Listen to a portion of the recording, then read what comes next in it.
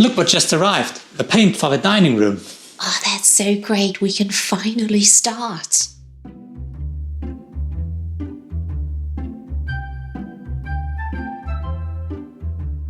This is the before situation of our future dining room. So many wonderful fabric samples to choose from. This is always so exciting. After 2 long years, we finally decided to start redecorating our dining room. Yes, because up till today, this room has just been used as a storage room. And this has to end now. It really does, so let's get cracking. I can't wait. This is the before situation of our future dining room. We are currently making plans to replace these not very nice shutters. We're having an appointment with a company next week, and we will probably go for tier-on-tier shutters in a creamy colour, I think. And yeah, we basically have a very blank canvas here.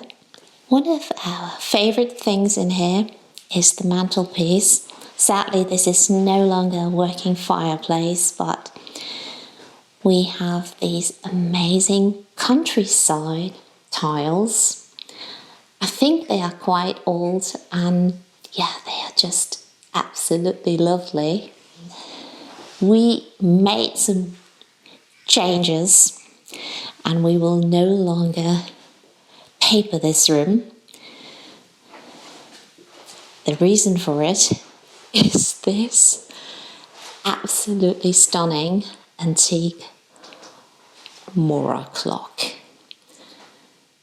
And I will tell you in a second where we bought it and why we are so in love with it. Last April, we drove to the Cotswolds to visit the amazing hangars of Lawford's Antiques. Honestly, one of the best days ever. While browsing, we stumbled upon several absolutely gorgeous Swedish Mora clocks. Gustavian Mora clocks were originally made in the town of Mora in Sweden. Production began in the late 18th century and continued through most of the 19th century. Now, back in Germany, we had an original Swedish house, so we're not only fans of the English interior style, but have a huge weakness for the Scandinavian style as well. We've been loving Mora clocks for decades, but never owned one. And then we saw this piece and literally fell in love with it. We drove home and couldn't get it out of our heads. We ended up buying it, so this has been our secret since last April, because we knew we wanted to have it for our dining room. And finally, we have our very own antique Mora clock here at home in our dining room. I still have to pinch myself. I think it's really, really gorgeous with the painted roses.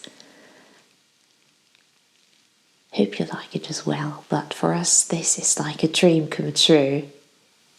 We still have our old dining room furniture, but we want to sell it because this room we want to have a Scandinavian theme, like Gustavian furniture, which is just a bit lighter and brighter. And what we will also do is we will paint all the cupboards here. So this one here, then of course this. We will definitely paint the skirting boards in here because they look so dirty and really needed. That's something Joerg will start now. And we really like our floor. We just need to find a great antique rug. It's a great size for a dining room, we think.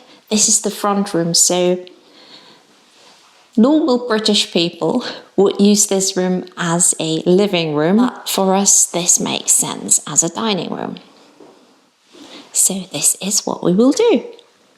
So the MORA clock basically helped us in deciding how we wanted to redecorate our dining room.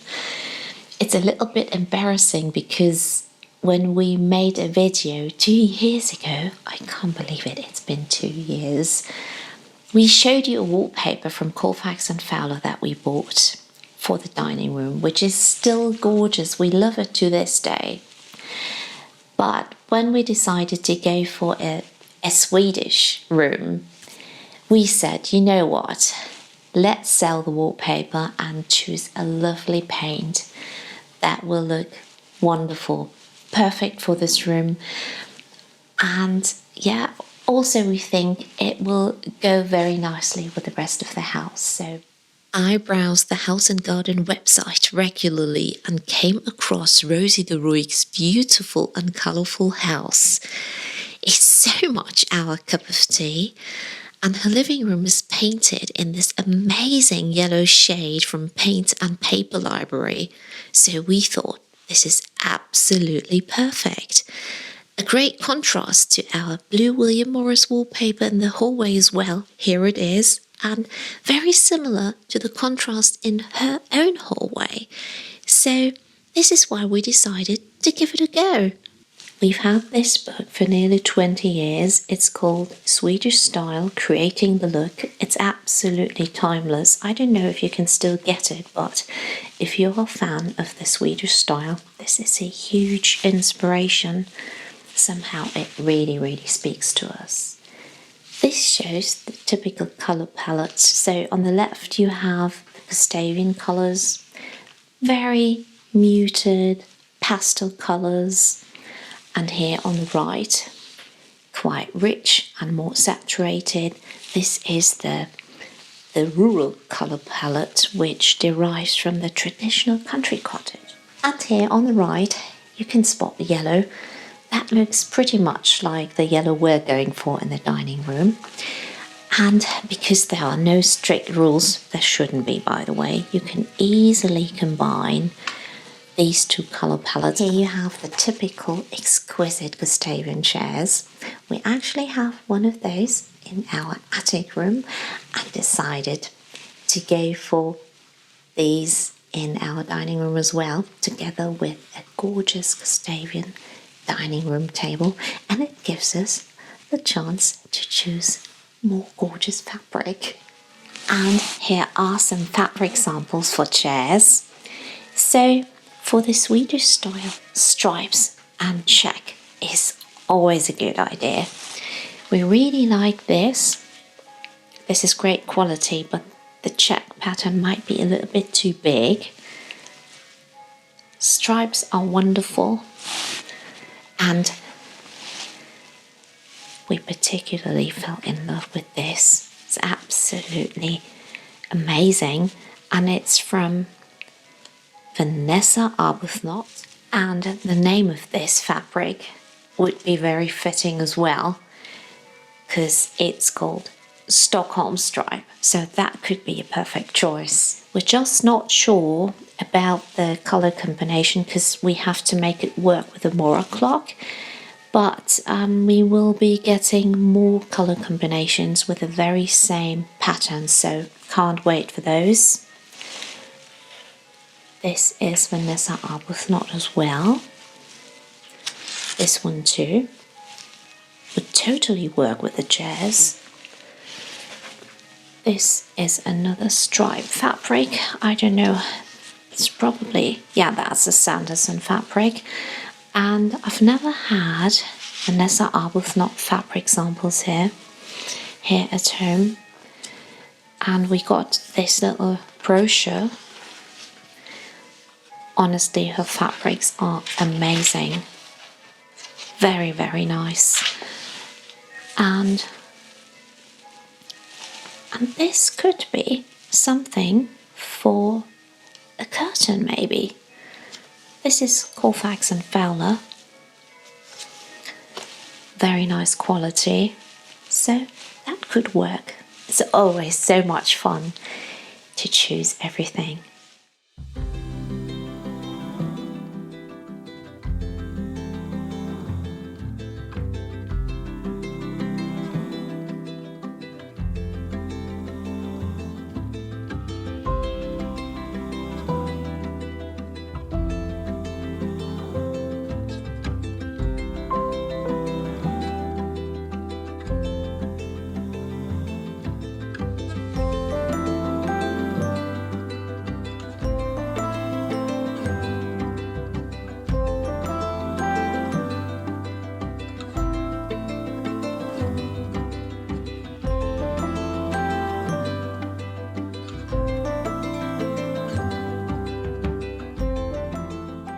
this is the paint we will be using. It's from Paint and Paper Library in London, and it's called Chinese Emperor. Here's the name of the colour. You think it will be amazing for this room. It makes it very, I don't know, like bright, fresh, summery, and puts you in a very good mood. What are you doing? Because the paint for the picture rail is eggshell, and for the wall it's emulsion. I need to put some. When I paint the picture rail, I will need some masking tape because I can't. Because if I paint on the wall, the coverage will be different, and you might see that. That's true. Yeah, because it's wooden, the surface is different, and because the colors might look a bit different. I don't know. Exactly. Yeah, and we decided to paint the picture rail in the same color as the wall because we think it will look nice. Yeah.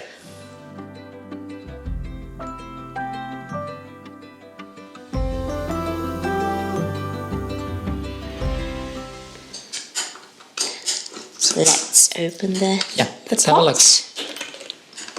Although we know the color or the shade already, but this one for the wall is very exciting, I think. Yeah, let's have a look. Oh, it looks good. Very rich. Yes, very rich. Of course, we're using the yellow Chinese Emperor colour for the woodwork as well.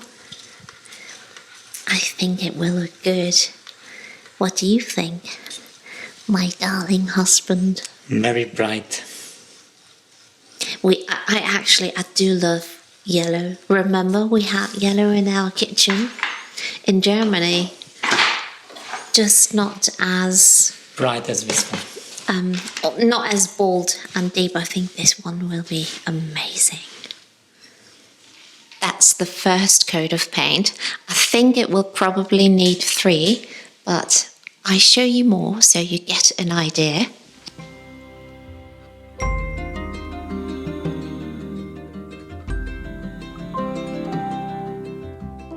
I've already painted one of the cupboards and I applied 3 coats. And it looks like this. We really love it. As with all the other built-in cupboards in here, the knobs were plastic and we didn't really like them, so we ordered new ones. I think they should arrive next week, and as always, we'll make a big change. While Joerg is applying the 3rd coat of paint to the picture rail, I thought it would be a great idea to make a cake. Because the weather is miserable. We have heavy rain now. Yesterday we had lots of snow, which is gone by now. And this is a cake I've never made before, but it sounds so easy. So this is actually a German recipe. And in German it's called Eierlikörkuchen mit Schokoglasur. And in case you want to try the cake yourself, as always, I will put the recipe down below for you in the info box.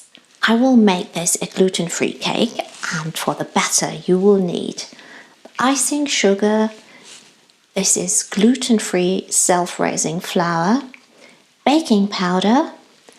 This is corn flour, Advocaat, then oil, a vanilla pot, and 5 eggs. This is actually quite funny because so many of you know that I don't really like the taste of alcohol, but I do have some exceptions, and Advocaat in cake I think tastes really nice. Okay, I only have to mix the icing sugar, then the flour together with 2 teaspoons of baking powder. No, you know what? I'm just using 1 heaped teaspoon because I'm using self-raising flour already. And this is the corn flour. So then I have to add the eggs. 5 eggs.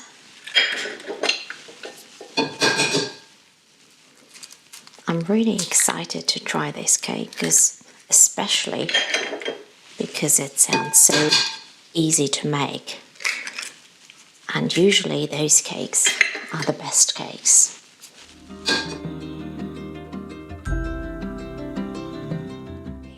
$250 milliliters of Advocaat. This is, well, in German it's called Eierlikör. So that's definitely not a cake for children.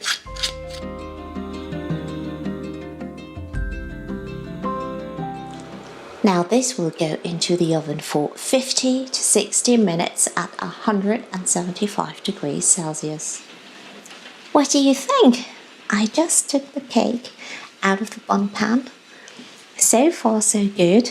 And now it gets a chocolate glaze. And by the way, this was so easy. One of the easiest cake recipes ever. I bet you can hear the rain. It's so dreadful outside.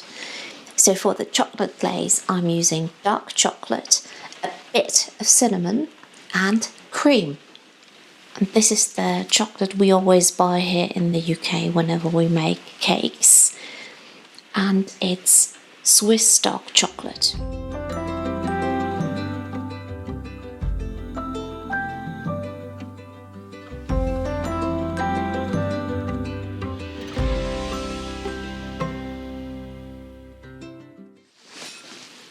Well, I'm not sure about the chocolate glaze, to be honest, although I made it according to the recipe, but I've never made it with cream, so I don't know, it looks a bit strange, but it will taste good nonetheless, I'm sure. But sorry about it, but I'm not sure that I would make the glaze like that. So it was worth a try though. Gosh, I'm so terribly embarrassed by the chocolate glaze. I'm sure it will still taste great, but it doesn't look too appealing. Anyway, this will need to rest for at least 3 hours, but it's now 5:45 Saturday evening, so we won't be having cake tonight.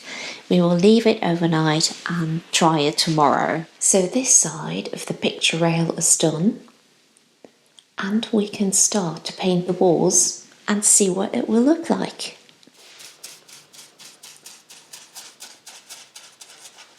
Now let's see. Well, it's not that we're familiar with the shade because we've used it on the woodwork. But I'm wondering how many coats we will need. If we need, I think probably at least 2. What do you think? Need 2. Yeah, probably 2. Because the coverage is really good. Yeah, it looks like it. That's good. That's really good. I think it's a perfect shade for this room. It makes it so, I don't know, filled with light and summery. Just nice overall.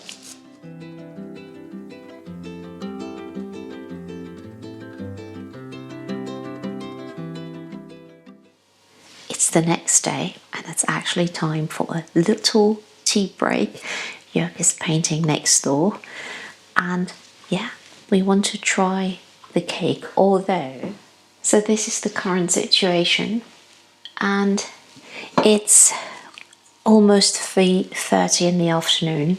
I tried a piece of cake today, and last night Joerg was like, could I try the cake please? And I said, well, all right, have 2 slices, and to be honest, it's really, really good. As I said last night, the chocolate covering doesn't look the best. Tastes great though. And the cake itself is really good because you never know with gluten-free, but this one is very moist. Alcohol taste is not that strong, but you can see that the colour is very rich because of the Advocaat. So I can really recommend it, especially because it's so easy to make. Oh yeah, I need a break now. Yeah, I know. That looks and smells delicious. But I think you're getting on quite well in the dining room. Yeah. And I hope I can continue painting the cupboards. Probably not next week. No, but a week after. The week after. Yeah. Yeah, because we are quite busy. Yes. But the cake, what do you think about the cake? It smells good. I mean, don't pretend. I just said that you had like 2 slices last night. But it's not as strong. The Advocaat isn't that strong. No. Which amazes me a little bit because I thought it would be. It's very good, I know. Jörg just brought the Gustavian chair from our attic room, just to give you an idea, although it doesn't look too great because he applied, so this is just 1 coat of paint so far. Yeah. Have a seat! Yeah, and it will need a 2nd coat, maybe a 3rd coat, I don't know. Yeah. Probably a 3rd, I don't know. Because I think when we painted, let's say the last owners painted the house, they used a strange paint, because you've got these areas where you can see our paint is not sticking properly. Yeah, then it probably needs three coats, but that's fine. I had the same issues when I did the hallway. Yeah. Just to give you an idea about the style of the chairs, as I showed you in the book, but this of course wouldn't be the right fabric, but it's great for the attic room. We really like it. I think now you've got a good idea what our dining room will look like when our makeover is finished. Yes. Yeah, I know it will take some months. Yeah.